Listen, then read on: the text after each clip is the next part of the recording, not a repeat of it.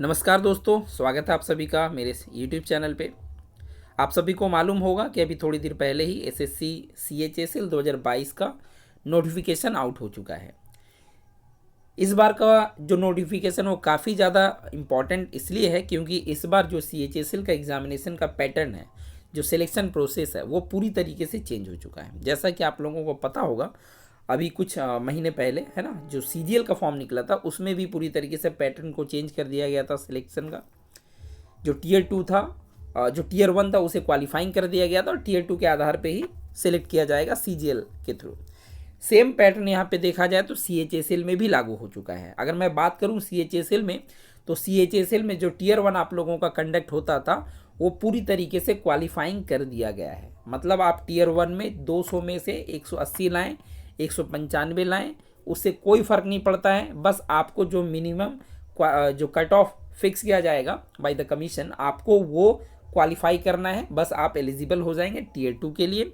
और उसके बाद जो टीयर 2 में आप मार्क्स को ऑब्टेन करेंगे, उस मार्क्स के आधार पे ही आपको जो है सिलेक्ट किया जाएगा। ठीक है, तो देखते हैं हम लोग एक एक करके सारे नोटिफिकेशंस के सारे डिटेल को समझते हैं कि क्या क्या इंपॉर्टेंट चेंजेस इस बार किया गया है। सबसे पहले आप लोग देख लीजिए कि फॉर्म आप लोगों का आज ही आउट हुआ है। अगर मैं बात करूं फॉर्म फिलअप करने का डेट, तो आप लोग आज से लेकर के 4 जनवरी तक, मतलब कि 6 दिसंबर 2022 से लेकर के 4 जनवरी 2023 तक आप फॉर्म फिलअप कर सकते हैं। एक बात आपको यहाँ पे याद रखना है कि आपको ये लास्ट डेट तक इंतजार करने का ज़रूरत नहीं है, बिल्कुल मत कीजिएगा। अदरवाइज़ क्या होता है कि लास्ट टाइम में सर्वर इशू के वजह से फॉर्म फिलअप नहीं कर पाते हैं। तो कोशिश कीजिएगा, अगर आपका फॉर्म आज निकला है, मतलब कि अगर 6/12 को निकला है, तो आपको कोशिश रखना है कि एटलीस्ट 10 से लेकर के 17 दिसंबर के बीच आप फॉर्म को फिलअप कर दें। ठीक है, देर ना करें। जो भी कुछ समझना, अभी ये नहीं कि अभी के तुरंत भर दें या कल ही फॉर्म भर दें, नहीं, ऐसा नहीं। आप आराम से 2-4 दिन रुकें, नोटिफिकेशन को अच्छी तरीके से समझ लें। ऐसा ना हो कि आप फॉर्म फिलअप कर दें, बाद में पता चले कि कुछ आपको करेक्शन करना था, या फिर हो सकता है बाई मिस्टेक आपने कुछ गलती कर दिया। तो उन सब चीज़ों को अच्छी तरीके से समझने के लिए एटलीस्ट 4 से 5 दिन आप रुक सकते हैं। इसके बाद आप फॉर्म को भर देंगे। ठीक है, तो 10 से या फिर 11 से लेकर के 17-18 के बीच आप फॉर्म को फिलअप कर दें। सबसे पहला बात तो ये। अब बात करते हैं कि अगला जो आप लोगों का एग्ज़ाम कब होने वाला है, क्योंकि आप लोग फॉर्म लास्ट कब तक फिलअप कर सकते हैं, 4 जनवरी तक। आपको सिर्फ फॉर्म फिलअप के बाद 1 मंथ का टाइम दिया गया है। अगर मैं आज से काउंट करूं तो बस सिर्फ और सिर्फ 2 मंथ, 2 महीने आपके पास है इस एग्जामिनेशन के लिए प्रिपेयर करने के लिए। ठीक है, आपको प्रिपेयर होने के लिए सिर्फ 2 महीने का समय बचा है। बहुत ही फास्ट रिक्रूटमेंट अभी एसएससी की तरफ से किया जा रहा है, तो समय बिल्कुल भी ज़्यादा नहीं दिया गया है। क्योंकि एग्जामिनेशन आपका जो कंडक्ट होने वाला है ये फरवरी में होने वाला है, फरवरी मार्च 2023। क्योंकि CHSL में काफ़ी लोग फॉर्म फिलअप करते हैं, तो एग्जामिनेशन का जो कंडक्ट का जो टाइम है वो मान के चलिए आप लोगों का लगभग 20 से 25 दिन एग्जामिनेशन चलने वाला है। तो फरवरी से लेकर के मार्च दिया गया। मतलब मैं आप लोगों को अगर बताऊं तो आई थिंक 15 फरवरी के आसपास से एग्ज़ाम स्टार्ट हो जाने वाला है। ठीक है, हो सकता है इससे पहले भी हो जाए, 5 या 6 फरवरी से भी हो जाए, बट मैं इतना एक अंदाज़ा लगा सकता हूँ कि 15 फरवरी शायद, ताकि मार्च तक वो एग्ज़ाम आगे चलेगा।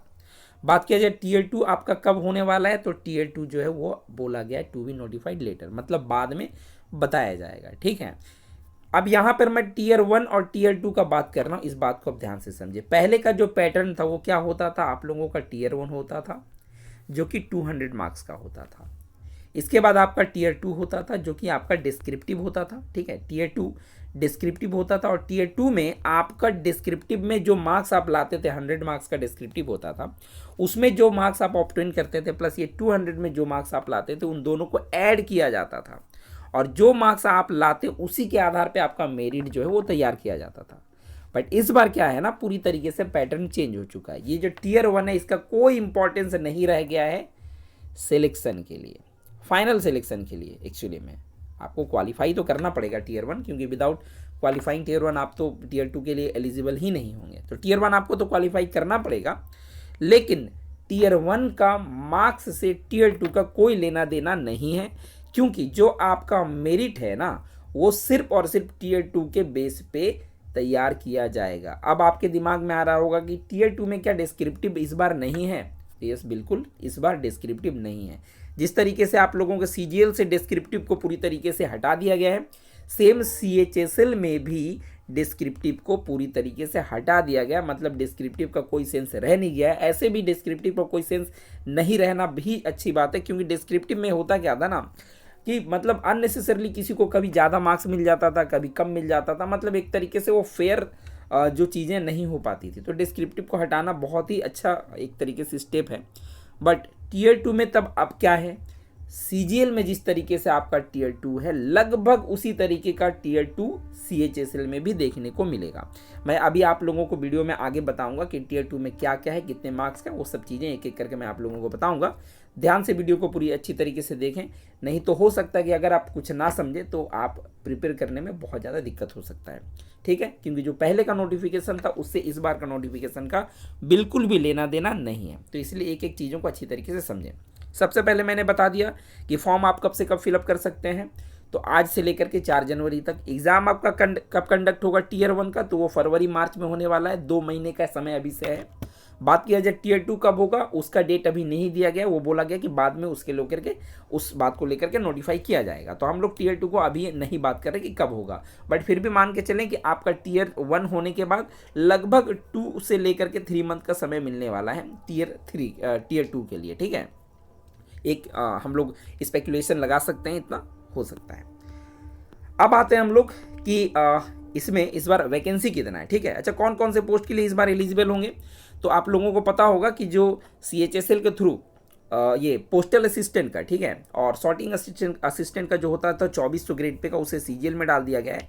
तो इस बार से सीएचएसएल के थ्रू वो नहीं है पोस्ट, सिर्फ आपका कौन कौन सा एलडीसी है और जेएसए। ठीक है, जूनियर सेक्रेटरीट असिस्टेंट, ये आपका हो गया। इसके बाद डेटा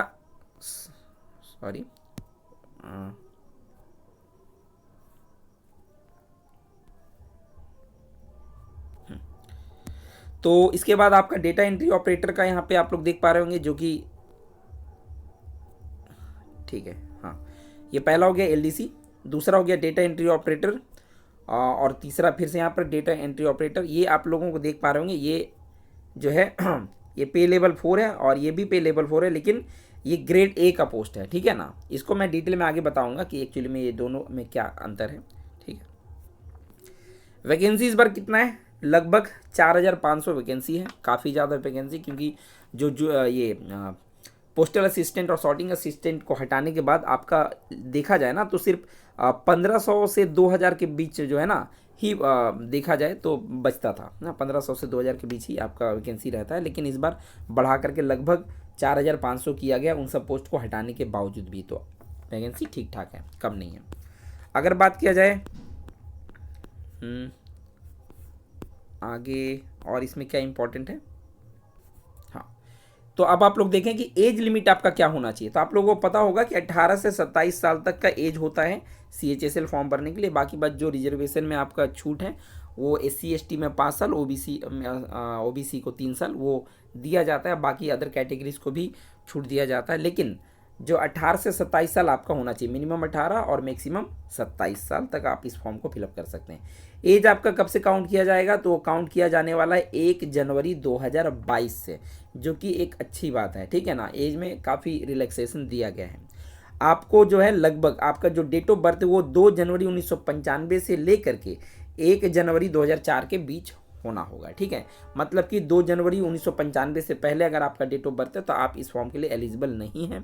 ठीक है, लेकिन अगर आप एससी एसटी या फिर ओबीसी या फिर किसी अदर कैटेगरी से बिलोंग करते हैं जिसमें आप लोगों को रिजर्वेशन का छूट दिया गया है, जो कि आप लोग इधर देख पा रहे होंगे, तो उसके हिसाब से आपको जो है वो छूट मिल जाएगा। जैसे एससी एसटी में 5 साल, ओबीसी में हो गया 3 साल। ठीक है, इस तरीके से आपको वो छूट मिल जाएगा। लेकिन जो फॉर्म फिलअप करना है वो आपको 18 से 27, और डेट आपका कब से काउंट होगा, तो 1 जनवरी 2022, ये आपको याद रखना है एज को लेकर के। आगे बढ़ते हैं। अगर मैं बात करूं एसेंशियल क्वालिफिकेशन का, तो आपको पता होगा कि ये 10+2 बेसिस फॉर्म है ना, आपको 12th पास होना होगा, और वो आपका जो क्वालिफिकेशन है ना वो कब से काउंट किया जाएगा, तो 4 जनवरी 2023, मतलब कि 4 जनवरी 2023 तक आपका सर्टिफिकेट एचएस का जो है वो आ जाना है, 10+2 का सर्टिफिकेट आ जाना है। वीडियो थोड़ा सा लंबा जरूर है, बट आपको एक एक डिटेल इस वीडियो में पूरा मिल जाएगा। इस वीडियो को कंप्लीट देखने के बाद आपको किसी तरीके का और दूसरा वीडियो देखने का ज़रूरत नहीं पड़ेगा। पूरी तरीके से कंप्लीट इन्फॉर्मेशन इस वीडियो में मिल जाएगा। वीडियो थोड़ा लंबा होगा बट इन्फॉर्मेटिव होगा, तो वीडियो को पूरा जरूर देखें, एक एक चीज़ों को अच्छी तरीके से समझ लें, क्योंकि मैं बार बार बोल रहा हूँ, अगर एक भी चीज़ आप इसमें से छोड़ देते हैं, अगर मिस कर जाते हैं ना, तो हो सकता है कि आप आगे दिक्कत हो सकता है समझने में एग्जामिनेशन पैटर्न को, क्योंकि नई पैटर्न है तो बहुत सारी चेंजेस है, अच्छी तरीके से समझने का ज़रूरत है। ठीक है, तो वीडियो को कंटिन्यू देखते रहें।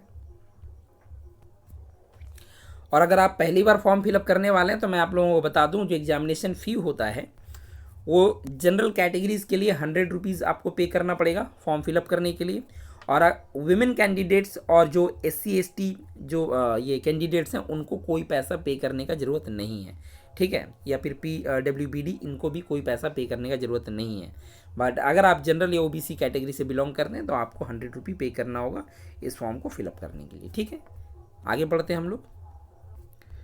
हाँ, अब आगे मैं बता दूं कि होता क्या है ना, कि आपको फॉर्म फिलअप करते समय कई बार कुछ मिस्टेक हो जाता है। ठीक है, फिर बाद में आपको लगता है कि उसको करेक्ट करना था, लेकिन फॉर्म का डेट तो पार हो गया, फॉर्म मैंने तो सबमिट कर दिया, अब कैसे करेक्ट कर सकता हूँ। तो आपके लिए एक window for application form correction भी प्रोवाइड किया जाएगा SSC की तरफ से।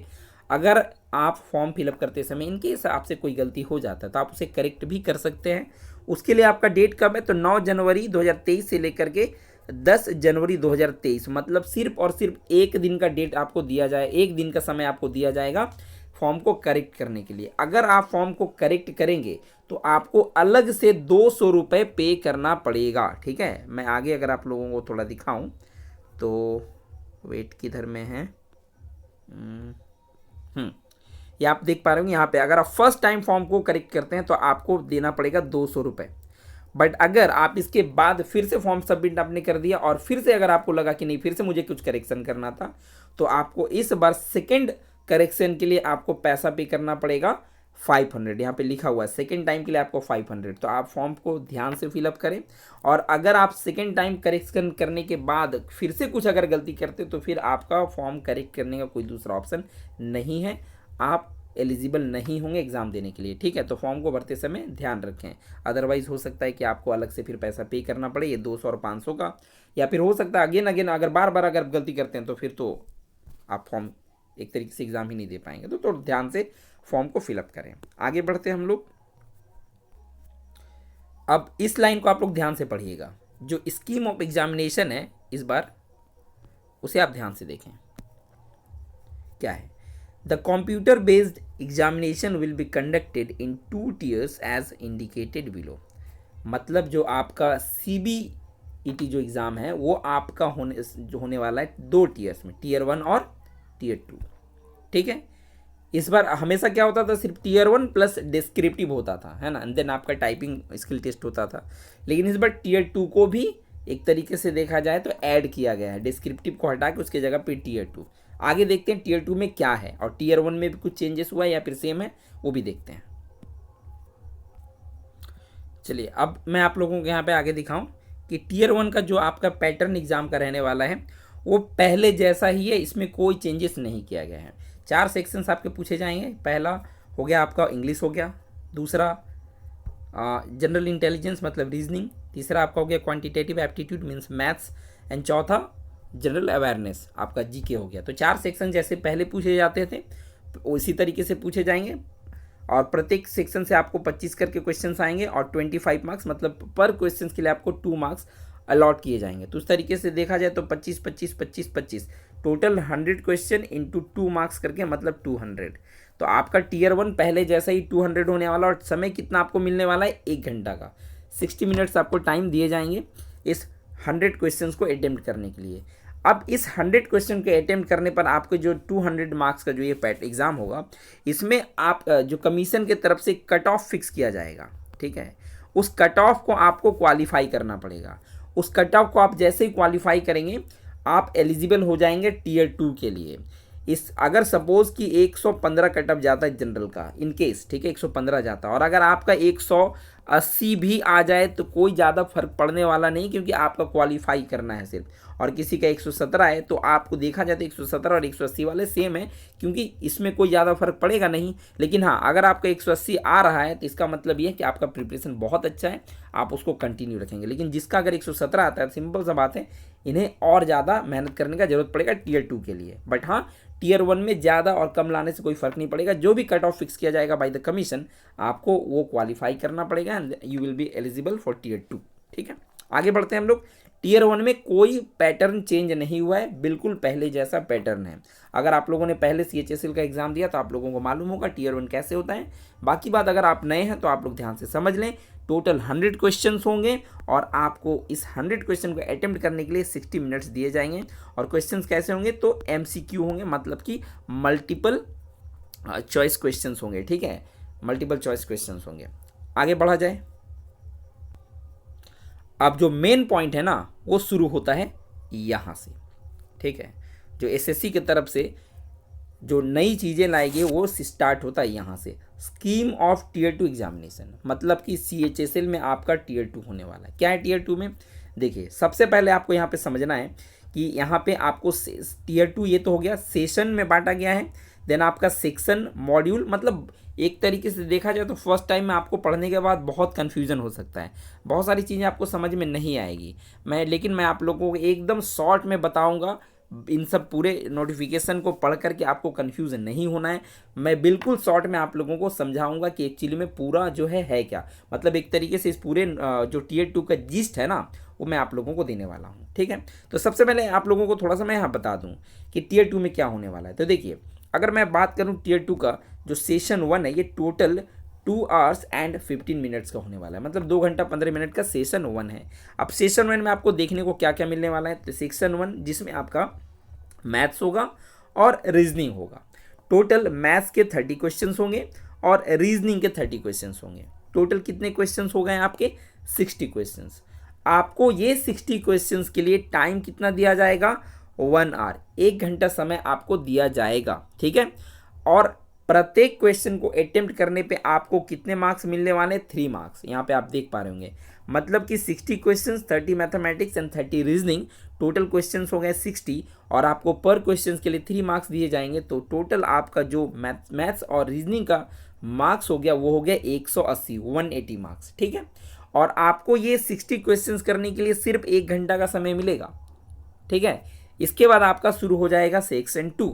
सेक्शन 2 में क्या है, तो सेक्शन 2 में देखिए ध्यान से, सेक्शन 2 में आपका हो गया इंग्लिश एंड जीके, ये 2 चीज़ है। मतलब टीयर 1 में जो आपको पढ़ना है वो आपको टीयर 2 में भी पढ़ना है, बस number of questions and number of marks वो सिर्फ आपका चेंज हो रहा है। बाकी बात सब्जेक्ट में कोई चेंजेस नहीं है। ठीक है, सब्जेक्ट में कोई चेंजेस नहीं है, बिल्कुल पहले जैसा है। बस सिर्फ क्या करना है आपको, नंबर ऑफ क्वेश्चंस आप देख पा रहे हैं बदल जा रहा है ना, टाइमिंग आपका चेंज हो रहा है क्वेश्चंस को अटेम्प्ट करने का। तो पहला सेक्शन कितना हो गया, 180 मार्क्स। दूसरे सेक्शन में क्या है, इंग्लिश और जीके। इंग्लिश के टोटल आपके 40 क्वेश्चंस पूछे जाने हैं। सबसे ज़्यादा क्वेश्चंस आपका इंग्लिश का ही पूछा जाना है, जो कि काफ़ी इंपॉर्टेंट है। आपको प्री में 25 क्वेश्चंस करने हैं और ये प्री मतलब कि टीयर 1 और टीयर 2 में 40 क्वेश्चंस। ठीक है, तो इंग्लिश का काफ़ी ज़्यादा वेटेज है, उसे हल्के में बिल्कुल ना लें, क्योंकि 40 क्वेश्चंस आप ना देखें, प्रत्येक क्वेश्चन के लिए आपको 3 मार्क्स दिए जाएंगे, मतलब सिर्फ 120 नंबर का तो आपका इंग्लिश है। तो इंग्लिश को बिल्कुल भी हल्के में नहीं लेना है। ठीक है, आगे बात किया जाए कि आपका जो 20 क्वेश्चन क्या है जीके का, मतलब जीके का सिर्फ 20 क्वेश्चन, सबसे कम वेटेज जीके का ही रखा गया है। टोटल फिर से कितना हो गया, 60 क्वेश्चन, और इस बार भी 3 मार्क्स के लिए 60 क्वेश्चन पे आपको दिए जाएंगे, मतलब 180 मार्क्स। तो टोटल कितना हो गया, 180 प्लस 180, मतलब कि 360 मार्क्स आपका हो गया। आपको ध्यान रखना है कि जो आपका मेरिट बनने वाला है ना इस बार, वो इसी 360 मार्क्स पे मेरिट बनने वाला है। टीयर 1 क्वालिफाइंग जो आप टीयर 2 में 360 में मार्क्स लेके आएंगे, आपका मेरिट लिस्ट इसी के आधार पे तय किया जाएगा। ठीक है, शॉर्ट में बस आपको इतना याद रखना है कि 360 मार्क्स पे इस बार आप लोगों का मेरिट बनने वाला है। 2 सेक्शंस, पहले सेक्शंस के लिए भी आपको 1 घंटा का समय मिलने वाला है और दूसरे सेक्शन के लिए भी आपको 1 घंटा का समय ही मिलेगा। इसलिए यहाँ पे लिखा गया 1 hour फॉर ईच सेक्शन, मतलब सेक्शन 1 1 घंटे और सेक्शन 2 1 घंटे, तो टोटल 2 घंटा। अब यहाँ पे आपको लिखा गया था 2 घंटा 15 मिनट, ये 15 मिनट किस चीज़ के लिए है? तो 15 मिनट आपको अलग से दिया जाएगा सेक्शन 3, इसमें आपको कंप्यूटर नॉलेज जो है यहाँ पे पूछा जाएगा, कंप्यूटर के बारे में आपको कुछ नॉलेज जो है पूछा जाएगा, मतलब कंप्यूटर से रिलेटेड कुछ क्वेश्चंस आएंगे। टोटल कितने क्वेश्चंस होंगे? 15 होंगे, और पर क्वेश्चंस 3 मार्क्स के, टोटल 45 मार्क्स। बट आपको ध्यान रखना है, इसका मार्क्स आपका ऐड नहीं होगा मेरिट बनाने के लिए, ये जस्ट क्वालिफाइंग है। क्या है? जस्ट क्वालिफाइंग है, आपको यहाँ पे क्वालिफाई करना है बस, और ज़्यादा कुछ नहीं है। ठीक है, कितना मार्क्स आपको लाने से क्वालिफाई कर जाएंगे कंप्यूटर, मैं आप लोगों को आगे बताऊंगा। वीडियो थोड़ा लंबा है बट इन्फॉर्मेटिव है, इसीलिए एक एक चीज़ को अच्छा से समझिएगा। ठीक है, स्किप मत कीजिएगा। चलिए, तो मैंने आप लोगों को बता दिया टोटल 180 मैथमेटिक्स प्लस रीजनिंग, 180 हो गया इधर में इंग्लिश प्लस जीके, और 45 मार्क्स का कंप्यूटर नॉलेज से रिलेटेड क्वेश्चंस पूछे जाएंगे। ठीक है, आगे आते हैं और क्या है, ध्यान रहे, ये टोटल 2 घंटा 15 मिनट हो गया, 1 घंटा प्लस 1 घंटा प्लस 15 मिनट, 2 घंटा 15 मिनट आप लोगों का ये लगातार चलने वाला है, बीच में आपको किसी तरह का कोई गैप नहीं दिया जाएगा। ठीक है, आगे बढ़ा जाए। अब सेशन 2 क्या है? तो सेशन 2 में आपका जो है ना वो है स्किल टेस्ट, ये भी उसी दिन होने वाला है। ऐसा नहीं, अभी तक क्या होता था ना, आप टियर 1 देते थे, क्वालिफाई करने के बाद आपको डिस्क्रिप्टिव के लिए बुलाया जाता था, आप डिस्क्रिप्टिव को पास करते थे, देन आपका स्किल टेस्ट के लिए अलग से बुलाया जाता था। बट इस बार tier 2 and skill test same day conduct होने वाला है, बिल्कुल CGL के जैसे ही। ठीक है, तो चलिए, तो स्किल टेस्ट में आपका क्या है, पहले जैसा ही टाइपिंग है, DEO और मतलब कि डेटा एंट्री ऑपरेटर, और जो बाकी पोस्ट आपका हो गया है लोअर डिविजनल क्लर्क और JSA के लिए। ठीक है, तो इसके लिए आपका अलग से टाइपिंग टेस्ट होने वाला है। टाइपिंग से रिलेटेड मैं आप लोगों को अलग से डिटेल में वीडियो बनाऊंगा, तो बता दूंगा कि कितना जो DEO के लिए कितना टाइपिंग चाहिए, और बाकी जो आपका LDC और JSA के लिए कितना टाइपिंग आपका कितना चाहिए समय में, वो मैं आप लोगों को अलग से वीडियो में बता दूंगा। फिलहाल आप यहाँ पे देख लें, 15 मिनट आपका DEO के लिए टाइपिंग होगा, और 10 मिनट का टाइपिंग आप लोगों का जो LDC उसके लिए होगा। ठीक है, तो आपको टियर 2 के साथ साथ टाइपिंग का भी प्रिपरेशन करना पड़ेगा। चलिए, तो टोटल देखा जाए कि इस बार का जो चेंजेस था, अच्छा आप लोगों को यहाँ पे लग रहा होगा कि जो टियर 1 क्वालिफाइंग है सिर्फ, ये कहाँ पर है, यह तो मैंने आप लोगों को दिखाया ही नहीं। ठीक है ना, तो कहीं आप लोगों को ये ना लगे कि मैं अपने तरीके से ये बोल रहा हूँ, ये है एक्चुअली में। ठीक है, तो चलिए मैं आप लोगों को आगे दिखाता हूँ। चलिए, इसके बाद जो मोड ऑफ सिलेक्शन है ना, सिलेक्शन का जो प्रोसेस हो क्या है, सबसे पहले आपको यहाँ पे लिखा गया है, देखिए ध्यान से, minimum qualifying marks in tier 1 section 1 section 2 and module 1 of section 3 of tier 2 are as follows. अब ये आपको यहाँ पे कोई कन्फ्यूजन नहीं हो, मतलब कन्फ्यूज नहीं होना है, मैं बताता हूँ क्या है एक्चुअली में। टियर 1 में आपको जो है ना, अगर आप जनरल कैटेगरी से बिलोंग करते हैं तो आपको 30% लाना है, अगर आप OBC या EW से बिलोंग करते हैं तो मिनिमम आपको 25% आपको लाना है, और OBC, EWS और UR को छोड़ करके अगर आप किसी दूसरे कैटेगरी से बिलोंग करते हैं तो आपको सिर्फ 20% मार्क्स लाना। बट ध्यान रहिए, सिर्फ ये आपका लिए इतना आपको मिनिमम लाना ही पड़ेगा, लेकिन ये कट ऑफ मार्क्स नहीं होता है ना, मतलब कि प्री आपका 200 का ला है, अगर आप जनरल कैटेगरी से बिलोंग करते हैं तो मिनिमम आपको 60 नंबर लाना ही पड़ेगा। बट ध्यान रखिए, 60 नंबर लाने से कोई क्वालिफाई करेंगे नहीं, है ना। मिनिमम आपको अगर देखा जाए, क्वेश्चन का पैटर्न कैसा रहेगा नहीं पता, बट हाँ एटलीस्ट हमको जहाँ तक लगता है कि 120 से लेकर के 130 तो आपको मतलब प्री में लाना ही पड़ेगा, है ना। मैं मिनिमम बता रहा हूँ। हाँ, पहले जैसा आप मत सोचिएगा कि 160 150 जाता था CHSL कट ऑफ, इस बार उतना जाएगा नहीं, क्योंकि सिर्फ क्वालिफाइंग है ना। पहले मेरिट उसी पे होता था फिक्स, इसलिए ज़्यादा कट ऑफ चला जाता था, बट इस बार क्वालिफाइंग है तो ज़्यादा नहीं जाएगा। ले ध्यान रहे, ये 60 नंबर से कोई पैटर्न नहीं, तो इसको आप तो भूल ही जाइए, इसका कोई ज़्यादा है नहीं इंपॉर्टेंस, है ना। बट हाँ, इसका इंपॉर्टेंस कब है मैं बताता हूँ। जो आपका कंप्यूटर जो नॉलेज का जो क्वेश्चन होगा ना, वो क्वालिफाइंग है, मतलब आपका जो 45 मार्क्स का होने वाला है ना, कंप्यूटर से रिलेटेड जो क्वेश्चंस पूछे जाएंगे आपको, उसमें अगर आप जनरल कैटेगरी से बिलोंग करते हैं तो उसको क्वालिफाई करने के लिए आपको मिनिमम 30% लाना ही पड़ेगा। मतलब कि देखा जाए तो हो गया आपको 13.5, मतलब 45 में 13.5 नंबर आपको लाना पड़ेगा अगर आप जनरल कैटेगरी से बिलोंग करते हैं। उसी तरीके से अगर आप OBC EWS से, तो आपको मिनिमम 45 में 25% मार्क्स लाना है। अगर आप इन कैटेगरीज को छोड़ करके अदर कैटेगरीज हैं से आपको 20% मार्क्स लाना ही पड़ेगा, मतलब कि 9 मार्क्स है ना। तो इतना आपको लाना ही पड़ेगा। ध्यान रखिए, अगर आप कंप्यूटर जो टेस्ट है ना, अगर आपको ये कंप्यूटर नॉलेज से जो आपका क्वेश्चन पूछा जाएगा, अगर आप उसमें क्वालिफाई नहीं करते हैं ना, तो आप सिलेक्शन प्रोसेस से बाहर हो जाएंगे, ठीक है। तो कंप्यूटर नॉलेज से जो क्वेश्चंस पूछे जाएंगे उसमें आपको मिनिमम इतने इतने परसेंटेज लाना ही पड़ेगा, ध्यान रहा, ठीक है। 45 में जनरल को 30%, ओबीसी ईडब्ल्यूएस को 25% और अदर कैटेगरीज को 20%, मतलब कि इतना आपको लाना ही पड़ेगा क्वालिफाई करने के लिए कंप्यूटर नॉलेज से रिलेटेड क्वेश्चंस में, है ना। तो वो आप उसके बिल्कुल भी इग्नोर नहीं करना। बाकी जो कैटेगरीज है ना उसमें कोई ज़्यादा फर्क नहीं पड़ने वाला है, क्योंकि अगर आप सिलेक्शन का सोच रहे हैं ना, तो इतना नंबर तो आप ऐसे ही पार कर जाएंगे। समझ में आया बात? मतलब अगर बात किया जाए इंग्लिश और मैथमेटिक्स और रीजनिंग आपका 180 मार्क्स का है, मतलब आपको उसमें 30%, मतलब कितना 54। अब आप खुद सोचिए ना, 54 में क्या कोई फर्क पड़ेगा, सिलेक्शन होगा नहीं ना, इतना में तो होगा नहीं। तो इतना से ऊपर तो आपको ऐसे ही लाना है, ठीक है। तो आपको इससे ज़्यादा कोई फर्क नहीं पड़ेगा, सिर्फ ये आपका कंप्यूटर से रिलेटेड जो क्वेश्चंस पूछे जाएंगे उसमें ये इंपॉर्टेंट रोल प्ले करने वाले हैं, ठीक है। आगे बढ़ते हैं हम लोग, और क्या है। अच्छा, अभी तक कहीं पर ये नहीं लिखा हुआ मिला कि Tier 1 क्वालिफाइंग है। मैं आप लोगों को आगे दिखाता हूँ ये कहाँ पे है। चलिए, तो आप लोग आ जाएंगे नोटिफिकेशन का पेज नंबर 23 पे आ जाएंगे आप लोग, है ना। और पेज नंबर 23 पर आप लोग यहाँ पे देखेंगे पॉइंट नंबर 18.10। यहाँ पे आपको साफ साफ लिखा गया है, merit list will be prepared on the basis of overall performance of candidates in Tier 2 examination only, ठीक है। मतलब जो मेरिट लिस्ट है ना वो प्रिपेयर किया जाएगा सिर्फ और सिर्फ Tier 2 में जो आप मार्क्स ऑब्टेन करेंगे उसी के बेसिस पे, सिर्फ यहाँ पे बोल दिया गया ओनली, मतलब कि Tier 1 का कोई वैल्यू नहीं है, ये सिर्फ और सिर्फ क्वालिफाइंग है। आपका मेरिट लिस्ट सिर्फ और सिर्फ Tier 2 के बेसिस पे बनेगा। Tier 2 मैंने आपको अभी बताया ना, उतना झंझट में नहीं पढ़ना है। जो मॉड्यूल सेक्शन क्या है मैं शॉर्ट में आप लोगों को बिल्कुल बता देता हूँ। आपको याद रखना है मैथ्स प्लस रीजनिंग, ये आपका टोटल 180 मार्क्स होगा। कितने क्वेश्चंस? 30 + 30 क्वेश्चंस आपको मिलेंगे। टोटल 3 मार्क्स का एक क्वेश्चन पे आपको मिलेगा, तो 180 मार्क्स। टाइम कितना होगा?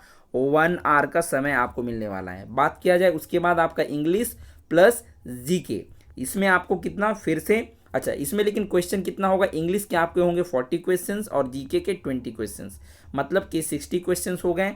और फिर से ये भी 180 का टाइम, अगेन 1 आवर का यहाँ पर भी समय आपको मिलने वाला है। अब आते हैं हम लोग कंप्यूटर का। कंप्यूटर आपका कितना क्वेश्चन होगा? तो कंप्यूटर से सिर्फ और सिर्फ आपके 15 क्वेश्चन पूछे जाएंगे और मार्क्स कितना होगा? 45, है ना, 45, क्योंकि 3 नंबर करके एक क्वेश्चन पे आपको मिलेगा। लेकिन ये 45 में आपको नंबर ऐड नहीं किया जाएगा इस 45 में लाया हुआ मेरिट लिस्ट बनाने के लिए, क्योंकि जो मेरिट है ना वो आपका इसी पे प्रिपेयर किया जाएगा, 180 + 180 मतलब 360 पे। सिर्फ और सिर्फ ये 45 में आपको, अगर आप जनरल कैटेगरी से है तो 30%, ईडब्ल्यू ओबीसी है तो आपको 25%, और अगर इन तीनों कैटेगरीज को छोड़ करके अगर आप अदर कैटेगरी से बिलोंग करते हैं तो आपको सिर्फ और सिर्फ 20% ही लाने हैं, क्वालिफाई करना है। मतलब कंप्यूटर में आपको सिर्फ क्वालिफाई करना है। मेरिट किस पे प्रिपेयर किया जाएगा? 360। तो बस एसएससी ने इस बार देखा जाए तो 360 डिग्री एंगल में पूरी तरीके से कैंडिडेट्स को घुमा दिया है। तो बस बढ़िया से आप लोगों को प्रिपेयर करना है ना। और इंग्लिश 40 क्वेश्चंस आप लोगों का आएगा, बिल्कुल भी इसे हल्के में नहीं लेना है, बहुत इंपॉर्टेंट है। टोटल 120 मार्क्स सिर्फ और सिर्फ आपको इंग्लिश दिलाने वाला है, और प्री में भी आपका 25 क्वेश्चंस है, तो इंग्लिश का प्रिपरेशन अच्छी तरीके से करें, ठीक है। बाकी बात, अगर आपको आगे नोटिफिकेशन में कुछ ऐसा खास नहीं है, है ना। हाँ, फॉर्म भरते समय आप लोगों को थोड़ा सा ध्यान रखना है। मैं आप पे थोड़ा सा बता दूँ, क्या होता है ना कि बहुत बार सिग्नेचर और फोटो के चलते ना बहुत बार फॉर्म रिजेक्ट हो जाता है, तो आप लोगों को थोड़ा ध्यान रखना है। आगे मैं बढ़ूँ तो हाँ, सॉरी, ये देखिए फ़ोटो जो है ना कुछ इस तरीके का होना चाहिए, एकदम क्लीन होना चाहिए, ठीक है। किसी तरह कोई ब्लर फोटो नहीं चलेगा, मतलब कि आप ग्लास या फिर हो सकता है कि इस तरीके का आप कैप या हैट का यूज़ कर लें, है ना, आपका सिर्फ फेस आ रहा हो, ऐसा फ़ोटो नहीं चलेगा, इस तरीके का फ़ोटो भी नहीं चलेगा, ठीक है ना। या आप नीचे जितना भी फ़ोटो देख पा रहे हैं ये सारा फ़ोटो रिजेक्शन का रीज़न बन सकता है आपके फॉर्म का, है ना, ध्यान रहे। इस तरीके का आपका जो है फ़ोटोज़ भी नहीं चलने वाला है। आपको फ़ोटो बिल्कुल, हाँ बहुत बार ये फ़ोटो इस तरीके से भी अपलोड कर दिया जाता है, ये भी नहीं एक्सेप्ट किया जाएगा, है कि नहीं। तो फ़ोटोज़ आपका बिल्कुल इस तरीके का होना चाहिए, ध्यान रहे। सिग्नेचर भी आपका एकदम नीट एंड क्लीन होना चाहिए, है ना, और पूरी तरीके से बॉक्स में, है ना, इतना है तो लगभग आपको इतना में सिग्नेचर होना चाहिए। ऐसा नहीं कि आपका एकदम सिग्नेचर यहाँ पे टच कर रहा है ना, या फिर एकदम ऊपर में टच कर रहा है, बिल्कुल नहीं होना चाहिए। और बहुत छोटा भी नहीं होना चाहिए कि आपका स्पेस इतना दिया हुआ है और आपका सिग्नेचर सिर्फ इतना में है, ये भी नहीं होना चाहिए। थोड़ा सा मतलब देखा जाए तो साफ दिखे, है ना, दूर से समझ में आए कि क्या है, अदरवाइज़ रिजेक्ट हो सकता है, फिर आप कुछ नहीं कर पाएंगे, आप एग्ज़ाम ही नहीं दे पाएंगे, ठीक है। तो थोड़ा सा ध्यान रखें इन सब बातों का। तो आई होप कि आप लोगों को सारी बातें समझ में आई होगी, है ना। अगर इस वीडियो के बाद भी आपको कुछ अगर क्वारीज रह जाता है मन में, तो आप उसको कमेंट में ज़रूर पूछ सकते हैं, मैं उसको आंसर करने की कोशिश करूँगा। और अगर ज़रूरत पड़े तो एक और वीडियो में आप लोगों को जो भी क्वारीज रहेंगी उसको एक्सप्लेन करने का कोशिश करूँगा, ठीक है। तो चलिए मिलते हैं हम लोग नेक्स्ट वीडियो में। आई होप चीज़ें आप लोगों को समझ में आई होगी। अगर वीडियो आप लोगों को पसंद आया हो, अगर आप लोगों को नॉलेज इन्फॉर्मेटिव लगा हो, ये वीडियो अगर आप लोगों को इन्फॉर्मेटिव लगा हो, तो प्लीज़ वीडियो को लाइक कीजिएगा और शेयर कीजिएगा। मिलते हैं जल्दी नेक्स्ट वीडियो में। Thanks for watching.